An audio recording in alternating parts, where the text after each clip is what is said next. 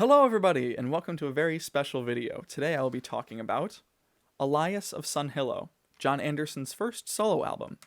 If you don't know who John Anderson is, he is the lead singer of a progressive rock group called Yes, and this album was released in 1976.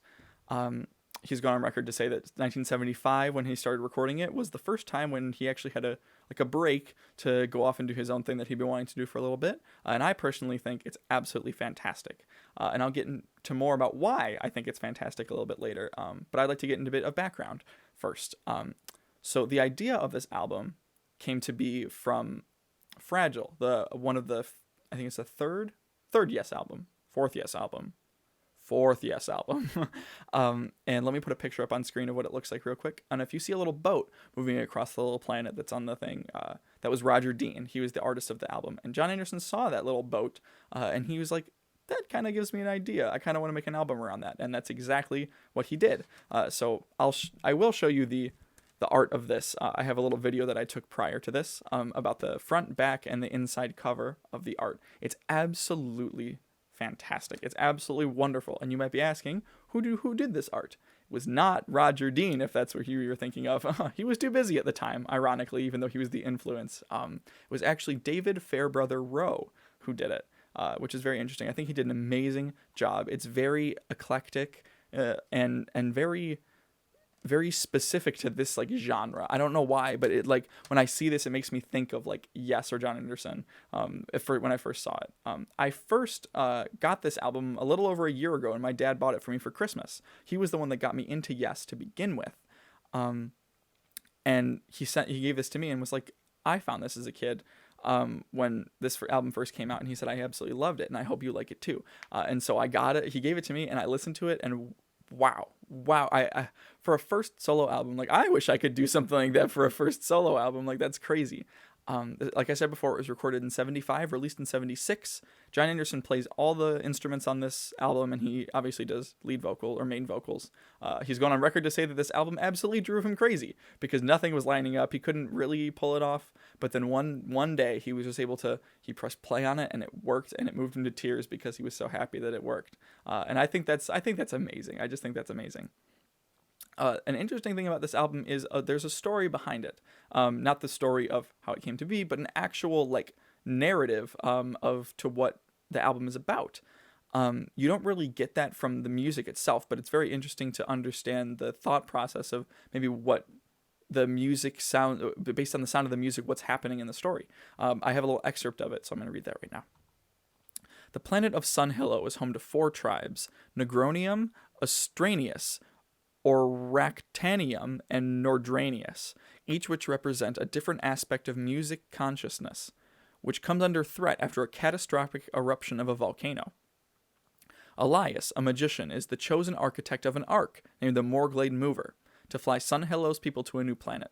He is helped by a few magicians, Ranyart, the harp-playing navigator of the glider, and Coquake, spelled Coquake, because yeah, the mystic and appointed spokesperson who unites the 4 tribes to leave the planet together. In the end, they succeed, ascend to the planet Asgard, and become one with the universe. I just think that's really cool, that there is a story that thought out about the whole thing. That's just an excerpt. There was paragraphs upon paragraphs from the sources that I found about the story of the album, and that's just a little sneak peek of it. And I just think it's pretty. I think it's really, really cool. On to the music itself.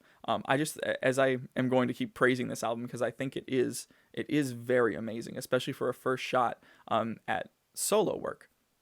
I think it's beautiful. I love the use of instruments. You can hear the Eastern influence, like Eastern culture using those kind of instruments, putting them in a new context of progressive rock and making it something really special.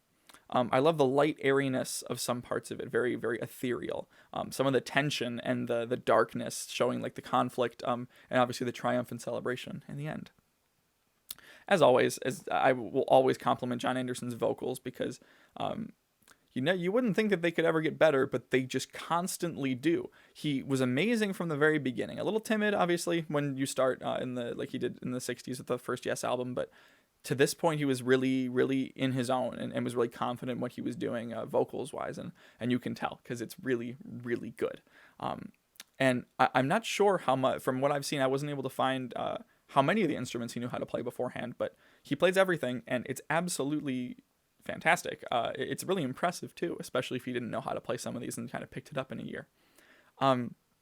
What I'd like to talk about now is where I find the progression of how he got to this album. So as I said before, he had Fragile as a big influence, especially the art. But if you've ever heard the song "We Have Heaven" on Fragile, that was exclusively written by John Anderson. It's what his credit is in the album, and you can tell that he was working his way to this point in music. You can really tell, especially if you listen to "We Have Heaven" then directly into Olias. You can really hear that similarity, but that the gear's still turning about where to go, and this is where he went. This album, Olias of Sunhillow. And then moving further, you can tell John Anderson's contributions to further tracks, like Gates of Delirium, and obviously like Going for the One and Wondrous Stories as a development from here. I find this album very interesting because when I listened to it first, I thought this was recent. My dad told me that he found out about it, but he didn't tell me when he found out about it until after I listened to it. I thought this came out maybe in the 90s, early 2000s. That's how advanced I thought the technology and the process was. So it feels really timeless. This came out in 76, mind you. So if you end up listening to this on your own, keep that in mind. This came out in 76. This is crazy. I don't know of many other albums that are like this, that have come out around this time. Besides, other Yes albums, but even then they don't sound particularly like this. This one has a sound that feels later, that feels ahead of its time.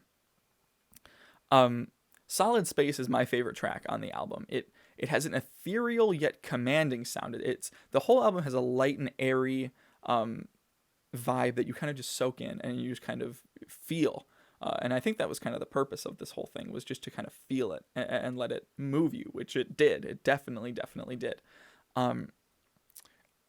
Solid Space itself, I don't know what it was about it, but it just kind of, it spoke to me in a way.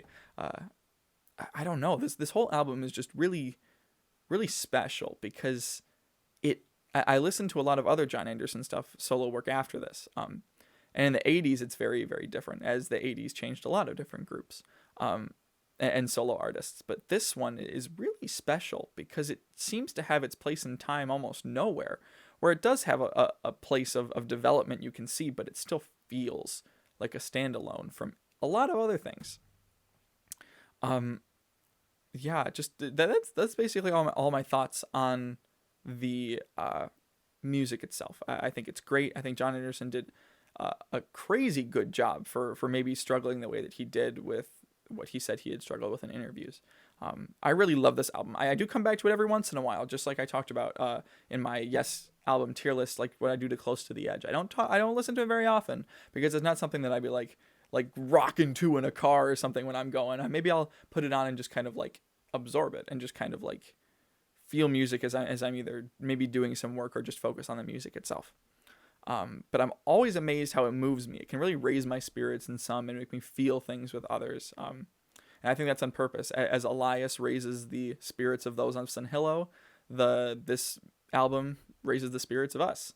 I think it's really pretty. I think he did an amazing job. Please check it out if you haven't. I'll be putting links in the description for where you can listen to it.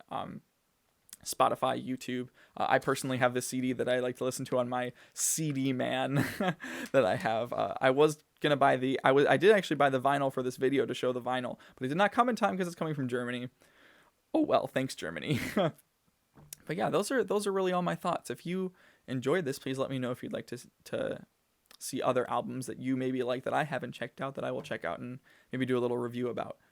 So thanks for watching this. If you like John Anderson and Yes content, please be sure to subscribe. I'm going to be doing a lot more of that in the future. So thanks for checking this out. Let me hear your thoughts in the comments, and I'll talk to you next time. Bye-bye.